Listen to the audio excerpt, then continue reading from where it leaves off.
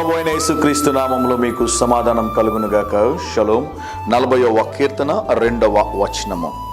ఆయన నన్ను పైకెత్తెను. ఈ మాట ఎవరు తెలియజేస్తున్నారు అంటే, దేవుడు నియమించినటువంటి రాజు, గొర్రెల కాపరిగా ఉన్నటువంటి దావీదును దేవుడు ఏర్పరచుకొని, గొర్రెల కాపరిగా ఉన్నటువంటి దావీదు నమ్మకంగా తన పనిలో ఉంటూ ఉండగా, అతని యొక్క నమ్మకత్వాన్ని దేవుడు చూసి ఇజ్రాయేల్ దేశానికి 40 సంవత్సరముల 6 నెలలు పరిపాలన చేయడానికి దేవుడు ఏర్పాటు చేసుకున్నాడు. దావీదు ఏమంటున్నాడంటే, ఆయన నన్ను పైకెత్తెను, ఆయన నన్ను లేవనెత్తెను.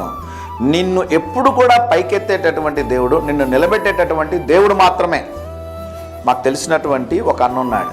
ఆ అన్నతో పాటు నేను యవ్వన కాలంలో ఉన్నప్పుడు డ్రమ్స్ వాయించేవాడిని, రిథం ప్యాడ్ వాయిస్తూ ఉండేవాడిని. ఇప్పుడు మా బాబు కూడా చాలా చక్కగా డ్రమ్స్ వాయిస్తూ ఉన్నాడు. ఆయన ఆర్కెస్ట్రాలో మేమందరం ఉండేవాళ్ళం. క్రిస్టియన్ ఆర్కెస్ట్రాలోనే ఉండేవాళ్ళం, దేవుని పాటలు పాడుతూ ఉండేవాళ్ళం, దేవుని పాటలకు వాయిస్తూ ఉండేవాళ్ళం. ఆయన కీబోర్డు తప్ప దేనికి సౌండ్ ఉంచేవాడు కాదు. ఆయన కనుసైకిల్తోనే తప్లా సౌండ్ తగ్గించండి, ప్యాడ్ సౌండ్ తగ్గించండి, గిటార్ సౌండ్ తగ్గించండి, అందరు సైకిల్ చేసి ఎవరిని పైకి రానిచ్చేవాడు కాదు. ఎవరైనా ఉన్నటువంటి గ్రూప్లో చక్కగా పర్ఫామ్ చేశారంటే నచ్చేది కాదు ఆయనకి. ఆయన ఒకటే డామినేట్ చేయాలనుకుంటాడు. జరిగినటువంటి కార్యం ఏంటో తెలుసా?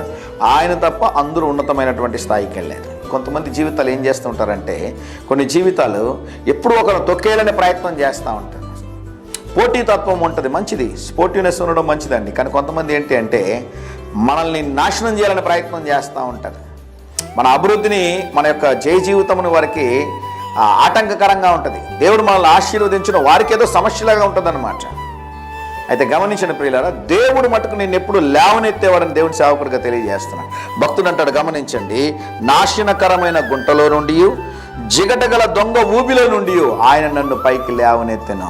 దేవుడు నిన్ను పైకి లేవనెత్తేవాడు. ఒకవేళ నువ్వు పాపంలో, శాపంలో కూరుకుపోయి ఉన్నా, అప్పుల్లో కూరుకుపోయి ఉన్నా, వ్యభిచారంలో కూరుకుపోయినా, తాగుడికి, మత్తు పదార్థాలకు బానిసవైపోయి ఉన్నా, నీ జీవితం ఎంత నాశనం అయిపోయినా, జిగటగల దొంగ ఊబిలో నువ్వు ఇరుక్కుపోయి బయటికి రాలేని స్థితిలో ఉన్నా, యేసు నిన్ను బయటికి తీసుకురాగలడు, యేసు నిన్ను లేవనెత్తగలడు, యేసు నీ జీవితంలో అద్భుత కార్యం చేయగలడు. యేసయ్య దగ్గరికి రా, యేసు ప్రభువా, నా జీవితం నీ చేతులకు అప్పగిస్తున్నాను, నన్ను లేవనెత్తయ్యా, ఈ మరణ పడకలో ఉన్నానయ్యా, నన్ను లేవనెత్తను నువ్వు చెప్పగలిగితే యేసయ్య నిన్ను లేవనెత్తి నీ జీవితంలో అద్భుత కార్యాలు చేయగలడు. ధైర్యంగా ఈ దినాన్ని ఎదుర్కోండి. దేవుని సన్నిధి మీకు తోడుగా వచ్చినగాక. దయచేసి యూట్యూబ్ ఛానల్ సబ్స్క్రైబ్ చేసుకోండి. ఈ వాక్యాన్ని అనేకులకి షేర్ చేయండి. దేవుడు మెండైన దీవెనలు మీ మీద కుమ్మరించునుగాక. ప్రియ పరలోకపు తండ్రి, ఈ ఉదయకాల సమయంలో మీరు మమ్మల్ని లేవనెత్తే దేవుడు, అందును బట్టి నీకు వందనాలు చెల్లిస్తున్నాం. ముందున్న సమయం ఆశీర్వాదకరంగా, దీవెనకరంగా మా జీవితంలో చేయమని యేసు నామములో ప్రార్థిస్తున్నాము తండ్రి. ఆమేన్, ఆమేన్.